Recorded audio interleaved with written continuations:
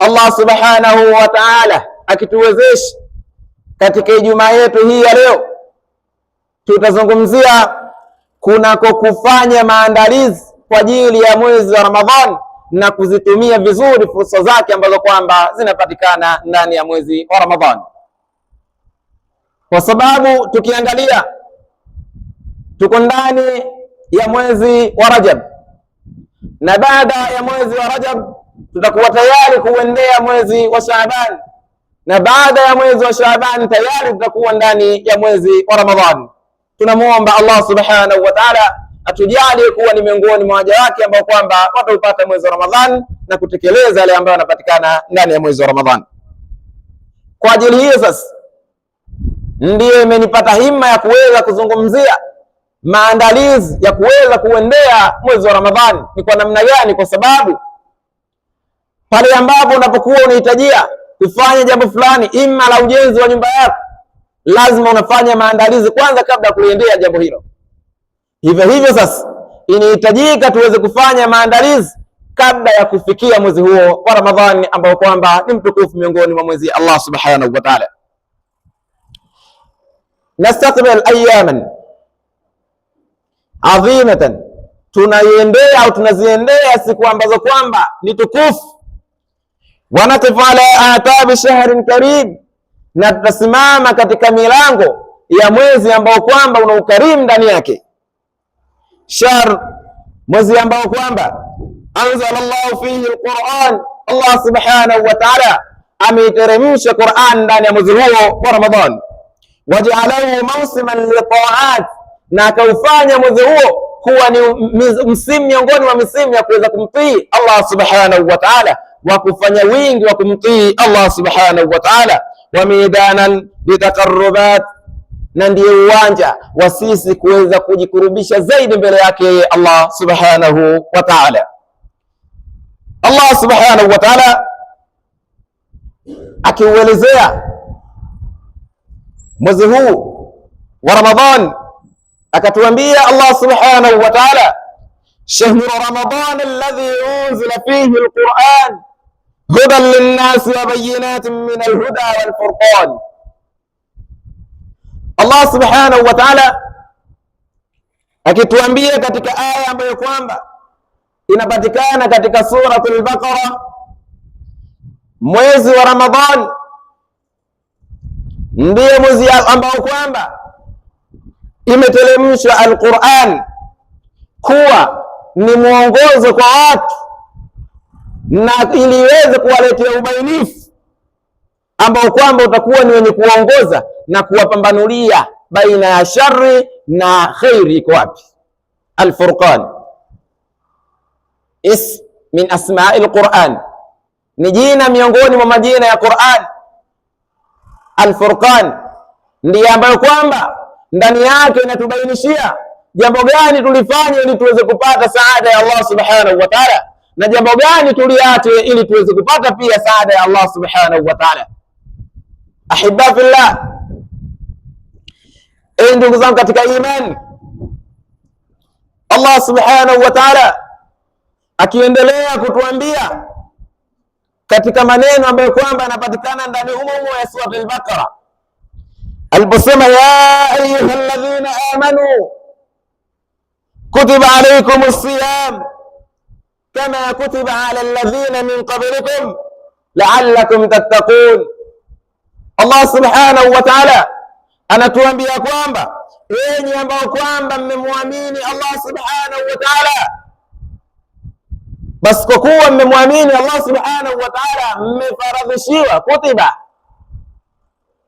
mmefaradhishiwa ninyi kuweza kufunga kama jinsi ambavyo walivyofaradhishiwa wale ambao walikuwa kabla yenu ninyi. Makusudio ni nini? Makusudio la'allakum tattaqun, ili muweze kuupata ucha Mungu. Makusudio ya sisi kuweza kufaradhishiwa na Allah subhanahu wa ta'ala mwezi huu wa Ramadhan ni kwa ajili ya kuweza kufikia ucha Mungu ambao kwamba kwa rehema za Allah subhanahu wa ta'ala hiyo ni sababu ya sisi kuingia katika janna. Ibadallah, inna al-ghayata al-'uzma min shahr Ramadan, miongoni mwa lengo ambalo kwamba kubwa katika mwezi wa Ramadhan, hiya tahqiqu taqwa, ni kuweza kupata uhakika wa kuwa na uchamungu. Walan tunala taqwa, na wala haupatikani wa uchamungu illa bil istidad as-sadiq, isipokuwa kwa maandalizi ya kweli. Wa ta'iyatul nufus, na kuziandaa nafsi zetu kabla dukhuli shahr, kabla ya kuingia huo mwezi wa Ramadhani.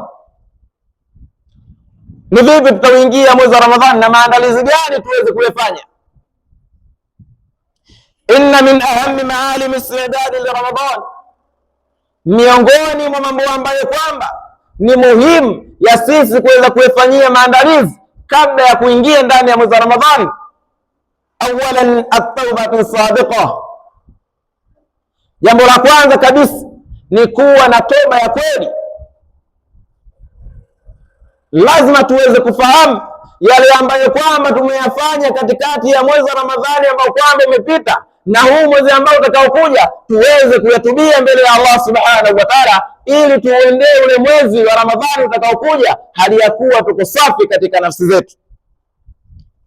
Qala Allah ta'ala, ndiye Allah subhanahu wa ta'ala akatuambia, watubu ila Allah, natubieni kwa Allah subhanahu wa ta'ala jami'an, ninyi wote, ayuha almu'minun, enyi ambao kwamba mmemwamini Allah subhanahu wa ta'ala, la'allakum tuflihun, hakika kwa kufanya kwenu hivyo, hiyo jambo la kutubia mbele ya Allah subhanahu wa ta'ala, fahamuni ya kwamba mtafaulu. Jambo hilo halina shaka. Sisi wanadamu ni wenye kukosea kweli kweli, lakini mbora wale ambao wenye kukosea ni yule ambaye atakuwa akitubia mbele ya Allah subhanahu wa ta'ala. Allah ataendelea kutuambia, kututilia mkazo katika jambo hili la kutubia kwake Allah subhanahu wa ta'ala, akatuambia, ya ayuhan nas tubu ila Allah fa inni atubu ilayhi fil yawmi 100 marra. Anatuambia Mtume Muhammad sallallahu alaihi wasallam, enyi watu, tubieni kwa Allah subhanahu wa ta'ala, basi hakika ya mimi natubia kwa Allah subhanahu wa ta'ala kwa siku mara 100. Kama kipenzi wa Allah subhanahu wa ta'ala Nabii Muhammad sallallahu alaihi wasallam, ambaye kwamba atashasemehewa madhambi ambayo yametangulia na madhambi ambayo yatakayokuja, anatubia mara 100 kwa siku. Itakuwa vipi mimi na wewe ambao kwamba kucha kukosea? Mchana tunamkosea Allah subhanahu wa ta'ala, usiku tunamkosea Allah subhanahu wa ta'ala, na pamoja na hayo lakini tunaghafirika kwenda kutubia na kuungama kwa Allah subhanahu wa ta'ala atusamehe yale ambayo tumeyafanya. Kwa maana hiyo, kabla ya kuingia katika mwezi huu wa Ramadhani ambao kwamba uko mbele yetu, tunahitajika kujitahidi kwa wakati wote ambao kwamba Allah tunatujalia, kwa sababu tauba haina muda maalum, isipokuwa ni ule muda ambao utakapojitenga kuweza kulilia mbele ya Allah subhanahu wa ta'ala kwa yale ambayo kwamba umemkosea Allah subhanahu wa ta'ala aweze kukusamehe. Tumuombe Allah subhanahu wa ta'ala tauba ili tuweze kuingia katika mwezi wa Ramadhani hali ya kuwa maandalizi yetu yako safi, nyoyo zetu ziko safi, ili tuweze kuyapata yale ambayo yanapatikana ndani ya mwezi wa Ramadhani. Thaniyan, jambo la pili ambalo kwamba tunahitajika kuweza kulifanyia maandalizi kabla ya kufikia mwezi wa Ramadhani, tathhirul qulub min al-ahqad wal maasi, ni kuzisafisha nyoyo zetu kutokana na chuki ambazo kwamba zipo katika vifua vyetu, wal maasi, na kunako kumasi Allah subhanahu wa ta'ala. Lazima nyoyo zetu ziwe ni laini, na nyoyo zetu zisiwe ni kaswa, zisiwe na ususuavu, zisiwe ni nyoyo ambazo zikisikia maneno ya Allah subhanahu wa ta'ala basi zinakuwa ni zenye kukarahika au zenye kuchukia jambo hilo. Tuweze kuziandaa, kuzisafisha nyoyo zetu. Kwa ajili hiyo ndio maana Mtume Muhammad sallallahu alaihi wasallam akatuambia, turadul a'malu yawma ithnain wal khamis, matendo ambayo kwamba tunayafanya yanahudhurishwa au yanapelekwa kwa Allah subhanahu wa ta'ala siku ya Jumatatu na siku ya Alhamis. Fayughfar likulli abdin la yushriku billahi shay'an, kisha atasamehewa mja ambaye hamshirikishi Allah subhanahu wa ta'ala kwa chochote. Imekuja kalimatu abdin, watu wa balagha mnafahamu ya kwamba inapokuja neno abdin katika Al-Qur'an, Allah subhanahu wa ta'ala anakusudia wale waja wema tu wenye kumcha Allah subhanahu wa ta'ala. Neno abdin inaweza ikae kwa maana ya mtumwa, lakini hapa inakusudia mja mwema ambaye kwamba anamtekeleza yale mambo ambayo Allah subhanahu wa ta'ala amemwamrisha. Ndiye Mtume akatuambia, ambaye atakuwa hajamshirikisha Allah subhanahu wa ta'ala kwa chochote, basi atasamehewa na Allah subhanahu wa ta'ala. Illa rajulan kanat bainahu wa baina akhihi shahna, isipokuwa mtu ambaye hatasamehewa na Allah subhanahu wa ta'ala ni yule ambaye atakuwa kati yake yeye na ndugu yake wana ugomvi, na ni jambo ambalo limekuwa likikithiri sana katika maisha yetu. Pamoja hapo, tunajinasib tukiingia katika mwezi wa Ramadhan ya kwamba tuko sawasawa katika funga zetu, na hali ya kuwa tuna ugomvi na ndugu zetu. Tunafika mbali mpaka tunaenda kusema ni sisi, mimi na wewe, ugomvi wetu mpaka siku ya Kiyama. Kwa nini ufikie huko? Na hali ya kuwa ipo siku ambayo kwamba itakuja utakuwa ni mwenye kuondoka katika dunia hii. Kama tunalifahamu hilo, basi tuweze kusafisha nyoyo zetu kutokana na mafundo na chuki ambazo kwamba ziko katika nyoyo zetu, ili tuweze kuingia katika mwezi wa Ramadhani hali ya kuwa tuko safi, tuweze kuzipata zile fadhila na rehma ambazo kwamba zinapatikana ndani ya mwezi wa Ramadhani. Ahibba fillah, jambo la kwanza tumezungumzia tauba. Maandalizi ya kwanza tuyafanye kwa ajili ya kuendea mwezi wa Ramadhani, tuweze kutubia kwa Allah subhanahu wa ta'ala kwa yale makosa ambayo kwamba tumeshayafanya. Baada ya kutubia yale makosa ambayo kwamba tumeshayafanya, inalofuata ni jambo la kuzisafisha nyoyo zetu kutokana na maasi na chuki ambazo kwamba tuko nazo. Thalithan, jambo la tatu, ta'allum ahkam siyam, ni kujifundisha zile hukumu ambazo kwamba zinasababisha funga yetu iharibike au iwe sawa. Zile hukumu za funga, kuna nguzo za funga, kuna sunna za funga, kuna shurutu siyam, kuna masharti ya funga. Hayo yote inatakiwa tuingie ibada hii aliyakuwa tumeshajifundisha na tuyafahamu, ya kuwa kwamba lau kama nitalifanya hili jambo basi funga yangu itakuwa imeharibika, basi nijitenge. Lakini kama utakuwa ufahamu, utaliingia hilo jambo na utakuwa miongoni mwa wale awam, wale watu wajinga wasiofahamu lolote. Sasa jambo la tatu ni sisi kuweza kujifundisha zile ahkami za siyam, zile hukumu mbalimbali ambazo kwamba zinafungamana na funga.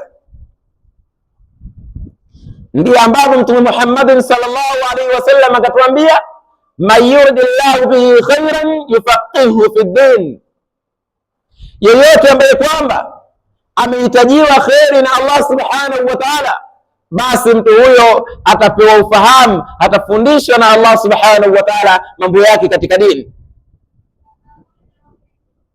Kwa sababu tunafahamu, tunamuona mtu ambaye kwamba kabarikiwa ni yule ambaye labda ana PhD au ana masters. Tufahamu ya kwamba hiyo masters yako haitakufaa lolote mbele ya Allah subhanahu wa ta'ala, isipokuwa yule ambaye atakayepewa ilham na Allah subhanahu wa ta'ala walau kusoma mlango wa tahara tu. Fahamu ya kwamba utakuwa umepewa kheri nyingi mno na Allah subhanahu wa ta'ala, kwa sababu umefahamu jambo lako katika dini, kwa sababu utakuwa umefahamu mambo ambayo yanafungamana na dini yako. Sasa jambo la tatu ni sisi kuweza kujitahidi kushikamana na kuisoma hilo jambo kabla ya kuingia. lazima tuisome somo, tufahamia kwamba kuna nia na kuna al-imsak, ya kwamba haya mambo yanahitajika. Tufahamia kwamba kuna shurut dukhulul waqt, tufahamia kwamba kuingia muda wake. Haya yote ni mambo ambayo kwamba tunahitajika tuweze kuwa nayo kabla kuingia ndani ya mwezi wa Ramadhan. Al-istidad li shahr Ramadan wa ightinam farasih, kujiandaa kwa ajili ya mwezi wa Ramadhan na kutumia fursa ambazo kwamba zinapatikana ndani ya mwezi huo wa Ramadhan. Ama ndugu zangu katika imani, tunaendelea katika hutuba yetu ya pili kama jinsi ambavyo tulivyosimama katika hutuba yetu ya kwanza, tukitembea chini ya anwani inayosema kujiandaa kwa ajili ya mwezi wa Ramadhan na kuzitumia vizuri fursa zake ambazo kwamba zinapatikana ndani ya mwezi wa Ramadhan. Tukaona jambo la kwanza, at-tauba, ni kuweza kuwa na toba ya kweli kwa ajili ya Allah subhanahu wa ta'ala, ili tuweze kuendea mwezi wa Ramadhani hali ya kuwa tuko vizuri. Lakini jambo la pili, tatahirul qulub, ni kuzisafisha nyoyo zetu min al-ahqad wal maasi, kutokana na chuki mbalimbali na vifundo na maasi ya kumwasi Allah subhanahu wa ta'ala. Tunahitajika nafsi zetu au nyoyo zetu ziwe safi. Lakini jambo la tatu, tumekuja kuona taallum ahkami siyam, ni kujifundisha, na kama sio kujifundisha pia kujikumbusha zile ahkam mbalimbali zinazofungamana na jambo la ibada ya funga. Na hapo ndipo ambapo tunahitajika kukumbushana kwa wale ambao walipata udhuru aina mbalimbali, ikapelekea katika somo zao za mwezi uliopita au mwaka uliopita wakawa hawajatekeleza kwa ukamilifu, basi wanahitajika kuweza kulipa zile siamu. Miongoni mwao ni dada zetu na mama zetu ambao kwamba wanapatwa na ada zao. Mnahitajika kuweza kuzitekeleza funga hizi kama hamjazitekeleza. Mnahitajika kuzilipa funga hizi kama bado hamjalipa. Msiingie katika dhima kuanzia mwaka uliopita au mwezi uliopita uje kufika na huu mwaka mwingine sasa, hali ya kuwa bado tuna madeni ya mwaka uliopita. Ni jambo ambalo halipendezi mbele ya Allah subhanahu wa ta'ala. Tunafahamu siku ambazo kwamba tulifungua, basi tuweze kuzilipa kabla ya muda ujaisha. Ni miongoni mwa maandalizi ambayo kwamba tuyafanye, ni miongoni mwa ibada ambayo tuzitekeleze, kwa sababu ni amri. Hiyo sio ibada ya sunna kulipa funga. Ingekuwa ni funga za kawaida za sunan, ingekuwa ndio imeshapita.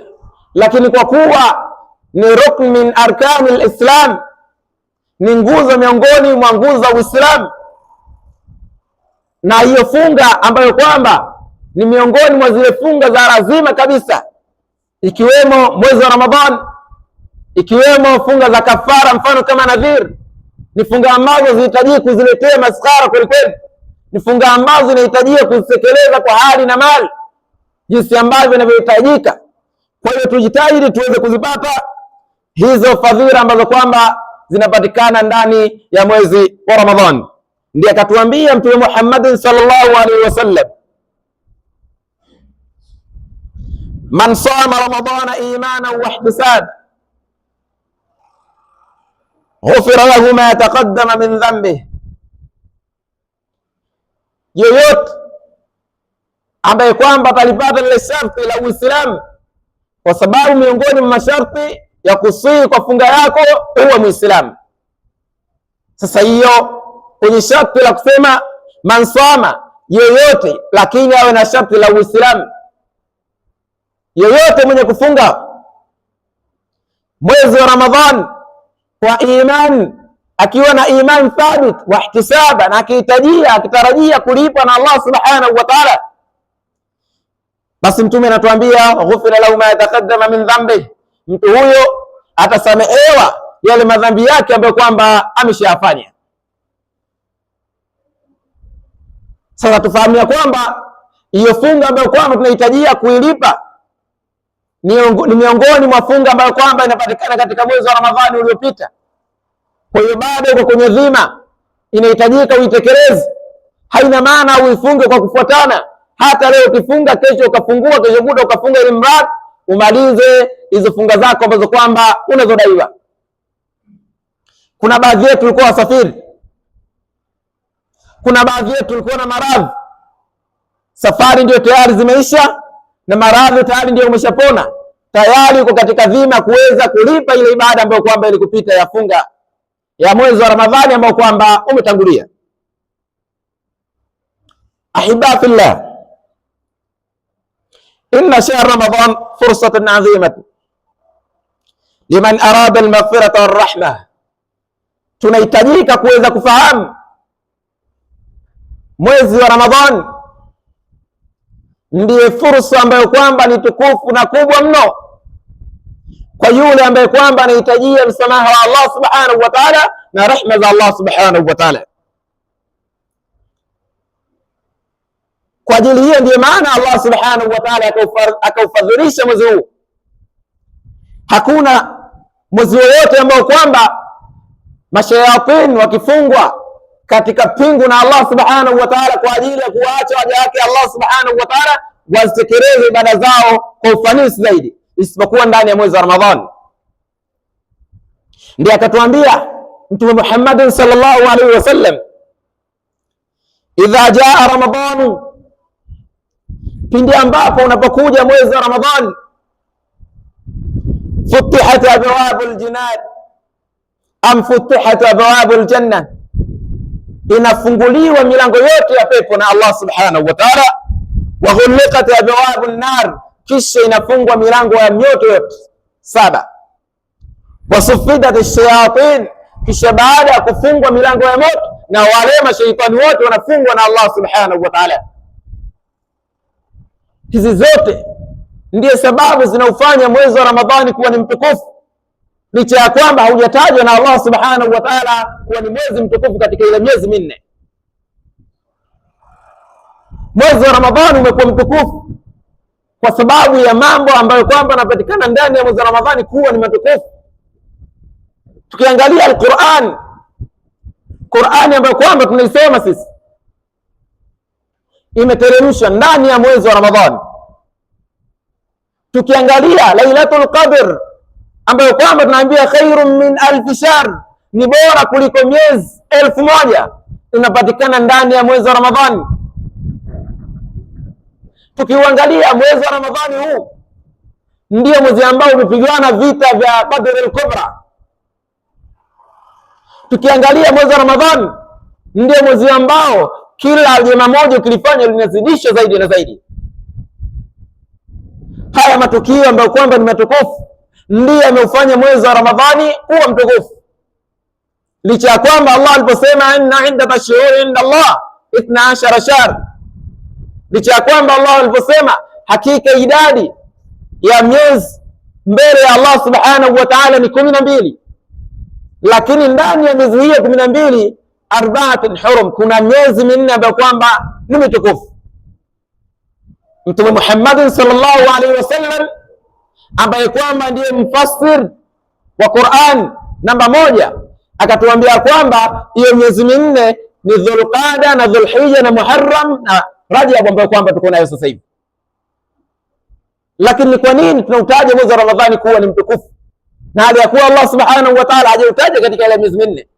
Umekuwa mtukufu kwa sababu ya matukio ambayo kwamba yamepatikana ndani ya mwezi wa Ramadhani. Sasa kwa kuwa ni mwezi ambao kwamba una khairati nyingi, tujitahidi kuweza kujiandaa, tukiufikia mwezi huo tusizingizie madonda tumbo, tusiseme tuna maradhi ambayo kwamba yanatufanya tusifunge. Tufahamia kwamba ndiye mwezi ambao tunahitajika kuweza kukaza kweli kweli, kwa sababu ndiye mwezi ambao utatufanya daraja zetu kupanda zaidi na zaidi mbele ya Allah subhanahu wa ta'ala. Sisi ummati Muhammadin sallallahu alaihi wasallam, umri wetu tumepewa ni mchache mno, Lakini pamoja na kupewa umri mchache, tumepewa khairati nyingi ambazo kwamba zitatufanya tukisekeleza kama jinsi ilivyo, tutawashinda mpaka wale ambao walipewa umri mrefu. Ibadallah, enyi waja wa Allah subhanahu wa ta'ala, ilamu anna fursa, fahamuni ya kwamba hakika fursa ambazo kwamba tujadu fi shahr Ramadhan, zinapatikana ndani ya mwezi wa Ramadhan, lana, ni kwa ajili yetu sisi. Fursa hizo hazijaletwa kwa ajili ya miti au wanyama. Fursa hizo tumepewa sisi umati Muhammadin sallallahu alaihi wasallam kwa huruma ya Allah subhanahu wa ta'ala, ili asiingize katika moto. Lakini pamoja hayo, tumekuwa sisi ni watu wa ajabu, tunaenda kufungua mlango wa moto ambao kwamba umefungwa, na tunauacha mlango wa pepo ambao kwamba uko wazi, tunahitajika kuingia pasi na kufungua. Allah subhanahu wa ta'ala ametuamrisha mambo mengi, lakini miongoni mwa hayo ni pale aliposema inna Allaha wa malaikatahu yusalluna ala nabi ya ayyuhalladhina